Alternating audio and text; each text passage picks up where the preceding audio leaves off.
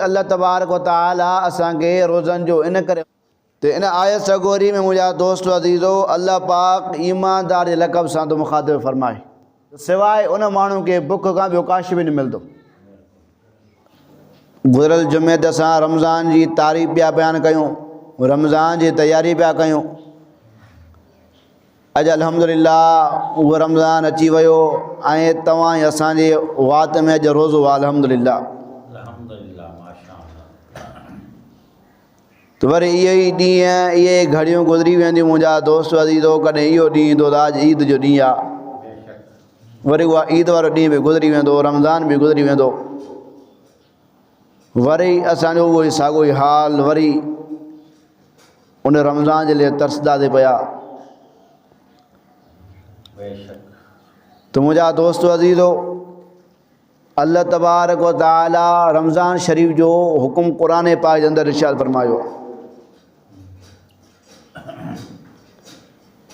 सन 2 हिजरी में रोज़ो फ़र्ज़ कयो वियो आहे। 2 हिजरी में नबी पाक अलैहिस्सलातु वस्सलाम जॾहिं मके खे छॾे करे जॾहिं मदीने में तशरीफ़ फरमा थिया,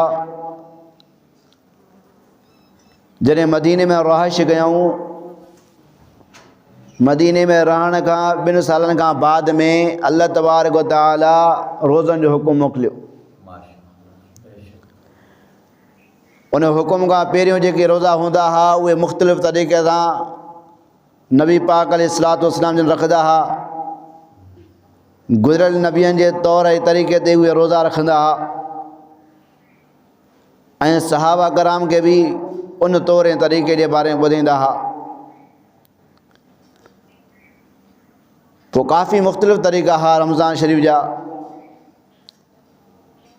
पोइ अल्लाह तबारक व तआला रमज़ानुल मुबारक जे महीने में रमज़ानुल मुबारक जा अहकाम ऐं रोज़े रखण जी फ़ज़ीलत अल्लाह तबारक व तआला चङी तरह वाज़ी अंदाज़ सां बयानु फरमाई। त अल्लाह तबारक व तआला रोज़े जो हिकु नओं क़ानून मोकिलियो, जो फरमाई या अय्युहल्लज़ीना आमनू कुतिबा अलैकुमुस्सियाम कमा कुतिबा अलल्लज़ीना मिन क़ब्लिकुम लअल्लकुम तत्तक़ून। तो इन आयत सगोरी में मुंहिंजा दोस्त अज़ीज़ो अल्लाह पाक ईमानदार जे लक़ब सां तो मुखातिब फरमाए।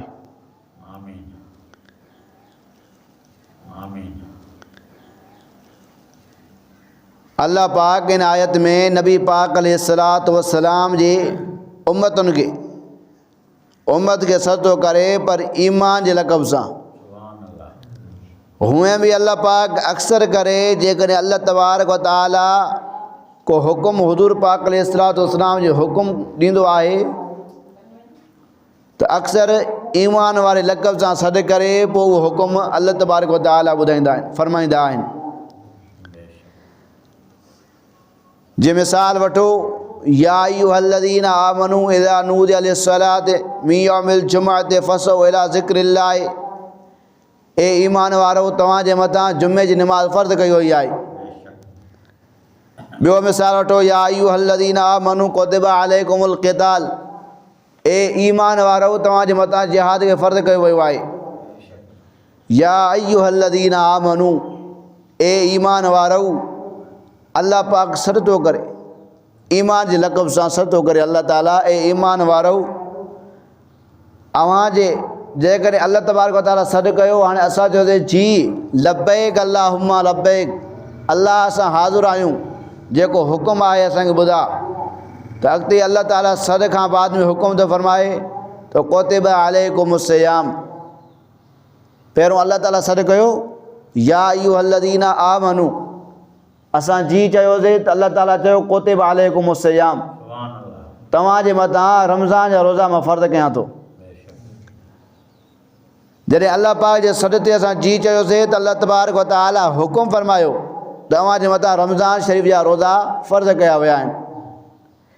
उन खां बाद में हुज़ूर पाक अलैहिस्सलातु वस्सलाम जी उम्मत के अल्लाह पाक तसली ॾींदे फरमायो, तसली ॾींदे त इहे रमज़ान जा रोज़ा छड़ो हिन उम्मत जे मथां आहिनि या ॿियनि जे मथां बि हुया। पोइ अल्लाह तबारक व तआला तसली ॾींदे फरमायो ये रमज़ान जा जेके रोज़ा आहिनि इहे सिर्फ़ु तव्हांजे मथां न बल्कि तव्हां खां अॻु में जेके गुज़री विया आहिनि उन्हनि जे मथां बि रोज़ा फ़र्ज़ु हुया।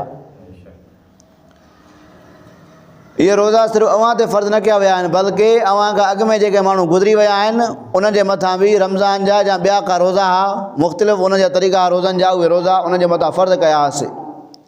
कमा कुतिबा अलल लज़ीना मिन क़ब्लिकुम, तव्हां खां अॻु में जेके माण्हू आया उन्हनि जे मथां बि रोज़ा फ़र्ज़ु हुया। त अलबत्ता अॻियनि जे ऐं असांजे रोज़े में फ़र्क़ु कयो वियो उहो हीअ आहे त हज़रत आदम अलैहिस्सलाम जे मथां हर महीने 13, 14 ऐं 15 जो रोज़ो फ़र्ज़ु हुयो, यानी कि अयाम बीज़ इनखे चइबो आहे। त हज़रत आदम अलैहिस्सलाम जे मथां अल्लाह ताला हर महीने 3 रोज़ा फ़र्ज़ु कया ऐं उन खां बाद में हज़रत नूह अलैहिस्सलाम जे मथां 12 महीना अल्लाह ताला रोज़ा फ़र्ज़ु कया हुआ, 12 महीना, पर उन्हनि जा तौर ऐं तरीक़ा ॿिया हुया जीअं असांजा आहिनि इहे न हुया। हज़रत ईसा हज़रत दाऊद अलैहिस्सलाम हज़रत ईसा अलैहिस्सलाम जे मथां अल्लाह पाक हिकु ॾींहुं रोज़ो कयो हो मुक़ररु ऐं हिकु ॾींहुं मोकल हुई, यानी कि उहे नबी ऐं उन जी नबियनि जा उम्मती हिकु ॾींहुं रोज़ो रखंदा हुआ, हिकु ॾींहुं खाईंदा पींदा हुआ, यानी कि सॼे साल में 6 महीना उन जे मथां रोज़ा हुया, 6 महीना उहे खाईंदा पींदा हुया। त अॻिते रब साईं रोज़ा रखण जे नतीजे खे ज़िक्र थो फरमाए। रोज़ा जो रखूं था उनजो नतीजो छा आहे? अल्लाह ताला हुकुम मोकिलियो या अय्युहल्लज़ीना आमनू कुतिबा अलैकुमुस सियाम, ए ईमान वारो तव्हांजे मथां रमज़ान जा रोज़ा फ़र्ज़ु कया विया आहिनि। कमा कुतिबा अलल लज़ीना मिन क़ब्लिकुम लअल्लकुम तत्तक़ून, अहिड़े तरीक़े जा फ़र्ज़ु कया विया आहिनि जो तव्हां खां अॻु में उम्मतुनि ते बि रमज़ान जा रोज़ा या ॿिया मुख़्तलिफ़ रोज़ा फ़र्ज़ु हुया। अल्लाह ताला रोज़ा फ़र्ज़ु कया, हाणे रोज़नि जो जेको मक़सदु आहे उहो छा आहे? लअल्लकुम तत्तक़ून, अल्लाह तबारक व तआला रोज़नि जो मक़सदु सम्झाईंदे ॿुधायो त लअल्लकुम तत्तक़ून, मन तव्हां परहेज़गार थी पओ, रोज़ा रखण सां तव्हां परहेज़गार ऐं मुतक़ी थी पवंदव। मक़सदु इहो आहे जो रोज़े रखण सां तव्हां परहेज़गार थी वेंदव। रोज़े रखण जो मक़सदु इहो आहे त असां परहेज़गार थींदासीं, मुतक़ी थी वेंदासीं। जीअं अल्हम्दुलिल्लाह अॼु रोज़ो आहे त असां परहेज़गार अक्सर करे माना घणी कोशिशि कई अथई पाण खे गुनाहनि खां बुराइनि खां बचाइण जी। हर कंहिं सां घटि ॻाल्हायोसीं, माण्हुनि सां कचहरी में घटि वेठासीं, ॻाल्हायोसीं घटि, ज़िक्र अज़कार कयोसीं, दुरूद पाक पढ़ियोसीं, निमाज़ पढ़ीसीं, नफ़िल इबादत कईसीं, कोशिशि कईसीं घणो त कंहिं सां कूड़ न ॻाल्हायूं, कंहिंजी गिला न कयूं, कंहिंजी ग़ीबत न कयूं, बदनज़री न कयूं, को ग़लति कमु न कयूं, छो त रोज़ो आहे असांखे।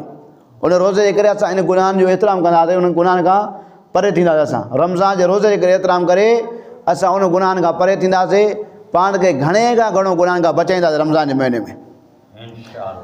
जॾहिं असां इहा ॾींहुं राति इहा कोशिशि कंदासीं गुनाहनि खां पाण खे परे कंदा वेंदासीं, परे करे वेंदासीं, त पूरो महीनो जॾहिं असां इहा पंहिंजो महिनत कंदा ईंदासीं त महीने खां बाद में जीअं 11 महीना असां ज़िंदगी गुज़ारिया आयासीं, उहे 11 महीना हिकु पासे, हिकिड़ो महीनो हे जेको रमज़ान जो आहे इहो हिकिड़े पासे थी वेंदो। ईद खां बाद में जॾहिं रमज़ान जो महीनो गुज़री वेंदो, जॾहिं ईद थींदी, ईद खां बाद में तव्हांजी तबियत सफ़ा मुख़्तलिफ़ हूंदी ॿियनि महीननि खां। तव्हां खाईंदव पीअंदव बि साईं, पोइ तव्हांखे हर शइ जी इजाज़त हूंदी, पर तव्हांजे अंदरि उहो रमज़ान जो असरु हूंदो जो तव्हां परहेज़गार ऐं मुतक़ी हूंदव। त रोज़े रखण जो मक़सदु इहो आहे त माण्हू परहेज़गार ऐं मुतक़ी थिए। ऐं जेको शख़्स रोज़ो रखे थो, पंहिंजी हिफ़ाज़त नथो करे, बदनज़री करे थो, गिला करे थो, कूड़ ॻाल्हाए थो, गुनाह जा कमु करे थो, त सवाइ उन माण्हू खे बुख खां ॿियो काश बि न मिलंदो। छड़ो उनखे बुख खां सवाइ ॿियो काश बि न मिलंदो। जेको माण्हू रोज़े जो एतिराम नथो करे, रोज़ो रखी करे गिला करे, रोज़ो रखी करे गारियूं ॾेवे, रोज़ो रखी करे बदनज़री करे, रोज़ो रखी करे तरह तरह जा बुराई जा कमु करे, त अहिड़े माण्हू जो रोज़ो सवाइ बुख खां ॿियो काश न मिलंदुसि। ए परहेज़गार ऐं मुतक़ी थियूं। परहेज़गार ऐं मुतक़ी थियण खां बाद में अल्लाह तबारक व तआला फरमाए थो त पोइ तव्हांजे लाइ जन्नत में वञणु आसान आहे। सुभान अल्लाह। परहेज़गार ऐं मुतक़ी माण्हू जे लाइ जन्नत में वञणु आसान आहे। रोज़ा रखण जे करे इंसान क़यामत जे ॾींहुं गुनाहनि खां साफ़ ऐं पाक थी करे जन्नतुल फिरदौस में अल्लाह ताला उनखे दाख़िल फरमाईंदो। रोज़े जो मक़सदु इहो आहे इंसान गुनाहनि खां पाक थिए। तो हुजूर पाक अलैहिस्सलाम इन करे नबी पाक अलैहिस्सलाम जिन फरमाया था मन साम रमज़ान ईमान व इहतिसाबन गुफ़िर लहू मा तक़द्दम मिन ज़ंबि। या गुज़िरल जुमे ते असां हदीस पढ़ी जे अज भी पढ़ूं था वज़ाह सां जो नबी पाक अलैहिस्सलाम जिन फरमाइनि था मन साम रमज़ान जेको ईमान जी हालत में अल्लाह जे मथां सवाब जी उम्मीद रखी करे रोज़ा तो रखे तो अल्लाह तबारक व तआला उन जा समूरा गुनाह माफ़ करे उनके पाक ऐं साफ़ बणाए करे जन्नत में दाख़िल फरमाईंदो।